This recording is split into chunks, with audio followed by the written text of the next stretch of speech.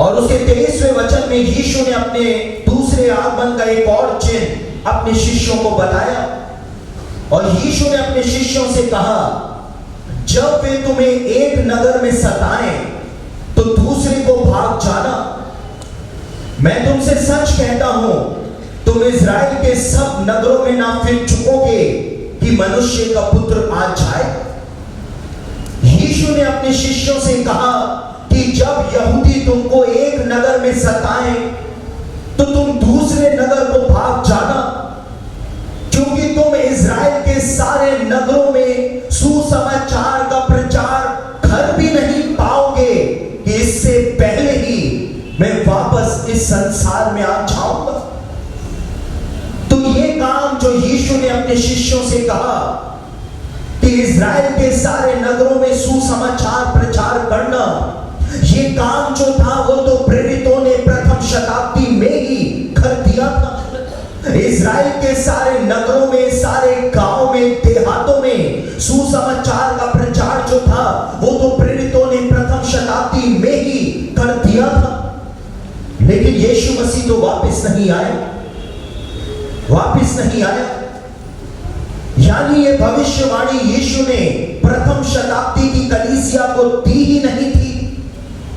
यीशु ने अंत के दिनों के लिए इस भविष्यवाणी को प्रदान किया था और यीशु ने इस बात को बता दिया था कि अंत के दिनों में तुम इज़राइल के सारे नगरों में, गांव में सुसमाचार पूरा सुना भी नहीं चुकोगे कि मैं तो वापस इस संसार के अंदर आ जाऊंगा।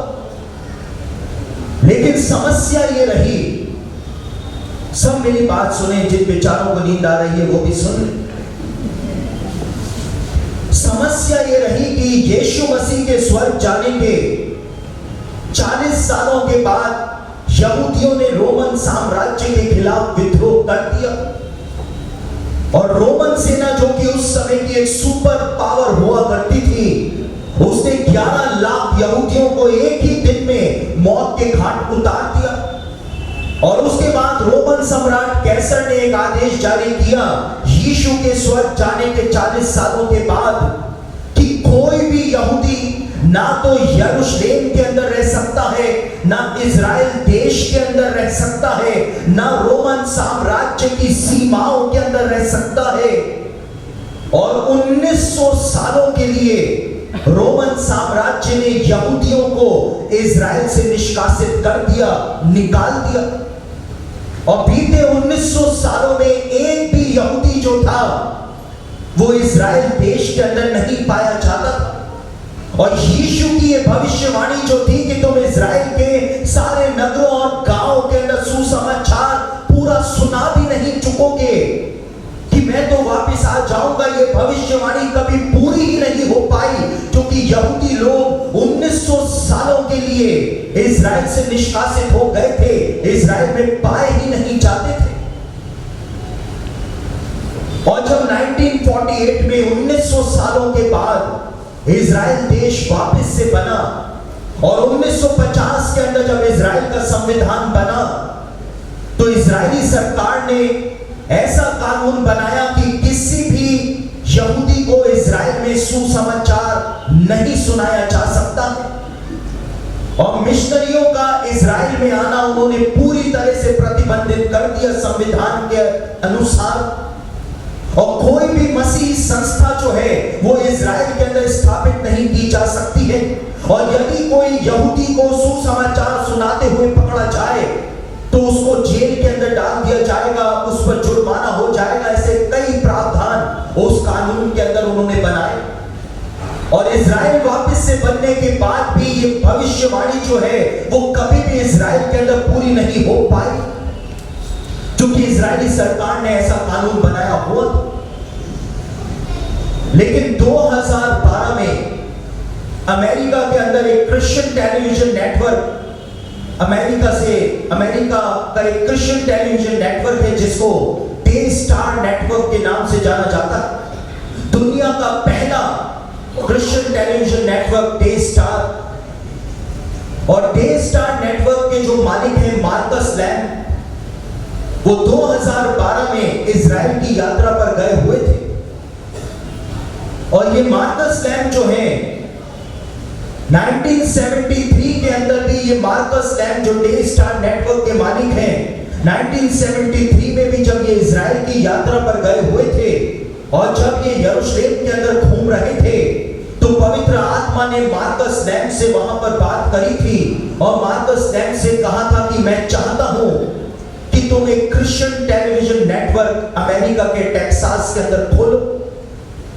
और मार्कस लैम्ब जो कि एक बहुत धनी अमेरिकी व्यक्ति हैं, उन्होंने पवित्र आत्मा की बात का आदर किया और अमेरिका लौटने के साथ ही दुनिया का पहला क्रिश्चियन टेलीविजन नेटवर्क जो था डे स्टार के नाम से 1973 में उसकी स्थापना उन्होंने कर दी थी। और 2012 में जब मार्कस लैम्ब वापस से यरूशलेम के अंदर घूम रहे थे, तो पवित्र आत्मा ने फिर मार्कस लैम्ब से बातचीत करी और पवित्र आत्मा ने कहा कि मार्कस, मैं चाहता हूं कि तुम डे स्टार नेटवर्क का हेड ऑफिस जो है वो यरूशलेम के अंदर बनाओ। और उस आदेश को लेकर के मार्कस लैम्ब जो है वो अमेरिका वापस लौट गए। लेकिन मार्कस लैम्ब के सामने समस्या जो थी वो ये थी कि इजराइल के अंदर ऐसा कानून है कि कोई भी मसीही संस्था जो है वो इजराइल के अंदर स्थापित ही नहीं की जा सकती। और मार्कस लैम्ब जब अमेरिका पहुंचे तो वो जाकर के बिली ग्रैहम से उन्होंने मुलाकात करी, जॉन हेगी से वो मिले, बेनी हिन से जाकर के मिले, पैरी स्टोन से जाकर के मिले, बड़े बड़े अमेरिका के प्रचारकों से जाकर के मिले और बताया कि पवित्र आत्मा ने मुझे ये दर्शन दिया है, मैं क्या करूं। और परमेश्वर के ये महान दास जो है, इन सब ने मिलकर के प्रार्थनाएं करनी शुरू करी कि प्रभु तूने दर्शन दिया है और तू ही इस दर्शन को पूरा कर सकता है। और जब ये सब मिलकर के प्रार्थना कर ही रहे थे कि परमेश्वर ने इनकी प्रार्थना का उत्तर जो था वो प्रदान कर दिया। और एक दिन जब मार्कस लैम्ब अपने दफ्तर के अंदर मार्कस लैम्ब जब अपने डे स्टार नेटवर्क के दफ्तर में बैठे हुए थे, तो इजरायली सरकार के 2 कैबिनेट मंत्री जो हैं उनसे मिलने के लिए उनके दफ्तर में आए। और जब मार्कस लैम्ब ने उनको बिठाया और उनसे पूछा, तो उन दोनों इजरायली सरकार के कैबिनेट मंत्रियों ने उनसे कहा कि इजराइल के प्रधानमंत्री बेंजामिन नेतन्याहू ने हमें आपके पास ये पूछने के लिए भेजा है कि क्या आप डे स्टार नेटवर्क का ऑफिस यरूशलेम में खोलना पसंद करेंगे।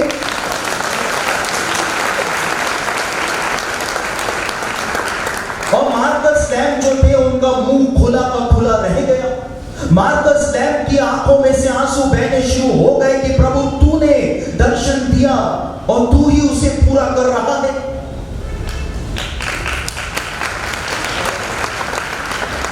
और उन दोनों मंत्रियों ने मार्कस लैम्ब से कहा कि इजराइल के प्रधानमंत्री ने यह पूछवाया है कि आप कब तक डे स्टार नेटवर्क का ऑफिस यरूशलेम में बना लेंगे।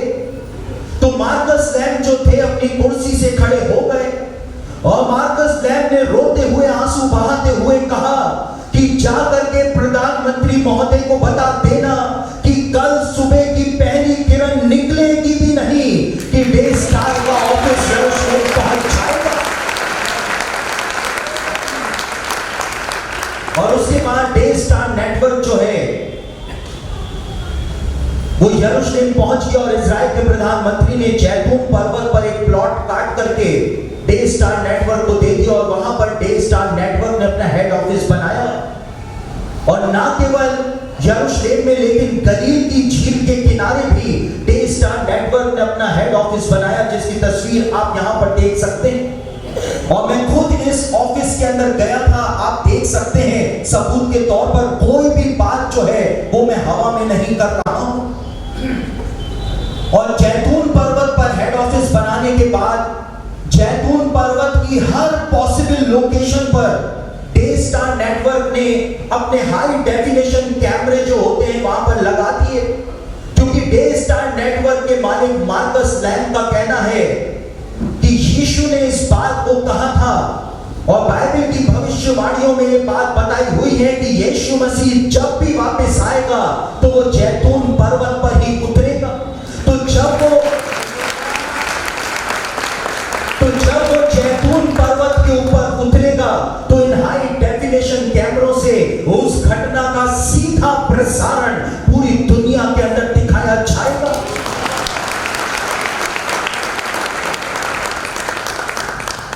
और डे स्टार नेटवर्क का ऑफिस वहां पर स्थापित हो गया। लेकिन उसके बाद अमेरिका का एक और टेलीविजन नेटवर्क है जिसको TBN यानी ट्रिनिटी ब्रॉडकास्टिंग नेटवर्क के नाम से जाना जाता है। और जब ट्रिनिटी ब्रॉडकास्टिंग नेटवर्क ने इस बात को देखा कि डे स्टार ने इतना बड़ा तीर मार लिया है और मैं पीछे रह गया हूं, तो वो भी इजराइल के प्रधानमंत्री के पास पहुंच गए और इजराइल के प्रधानमंत्री ने उनको भी उनका दफ्तर बनाने की परमिशन दे दी यरूशलेम में। और उन्होंने भी TBN का दफ्तर जो है वो जैतून पर्वत के ऊपर बना लिया। पूरा स्टूडियो TBN का उन्होंने जैतून पर्वत के ऊपर बना लिया। और जो लोकेशन डे स्टार ने छोड़ दी थी जैतून पर्वत पर, वहां उन्होंने भी अपने हाई डेफिनेशन कैमरे जो है वो लगा लिए ताकि जब यीशु आए तो उस घटना का सीधा प्रसारण पूरी दुनिया के अंदर किया जाए। और मेरे प्रियो, जिस दिन से इन तीनों चैनल्स की नेटवर्क्स की स्थापना यरूशलेम के अंदर हुई है, उसी दिन से पूरे इजराइल के अंदर बिली ग्रैहम के संदेशों को हिब्रू भाषा में अनुवाद करके, बेनी हिन के संदेशों को हिब्रू भाषा में अनुवाद करके और दुनिया के बड़े बड़े प्रचारकों के संदेशों को हिब्रू भाषा में, अरबी भाषा में अनुवाद करके आज इजराइल के सारे नगरों में, सारे गांव में, सारे देहातों में सुसमाचार का प्रचार जो है तीनों नेटवर्क्स के द्वारा घर घर में किया जा रहा है। और ना केवल इजराइल में, लेकिन जॉर्डन में, इजिप्ट में और आसपास के जितने भी देश हैं वहां पर भी इन्हीं चैनल्स के द्वारा, नेटवर्क्स के द्वारा आज सुसमाचार घर घर पहुंचाया जा रहा है। और बीते समय में जॉर्डन में एक होटल के अंदर रुका हुआ था और जब मैंने होटल में टीवी को चलाया तो उस पर भी ट्रिनिटी ब्रॉडकास्टिंग नेटवर्क पर जोसेफ प्रिंस का संदेश जो है वो हिब्रू भाषा में और अरबी भाषा में वहां पर आ रहा था। और आज जैसा यीशु ने कहा था कि इससे पहले कि तुम इजराइल के सारे नगरों में सुसमाचार प्रचार कर भी नहीं चुकोगे कि मैं तो वापस इस संसार में आ जाऊंगा। आज पहली बार कलीसिया इतिहास में प्रेरितों ने जो काम किया, उसके बाद पहली बार सुसमाचार जो है वो इजराइल के सारे नगरों में, सारे गांव के अंदर प्रचार किया जा रहा है। पहली बार आज ऐसा हो रहा, पहली बार हो रहा है। बाइबल की भविष्यवाणियां पूरी हो रही हैं। यह कोई मजाक नहीं है, मजाक नहीं है।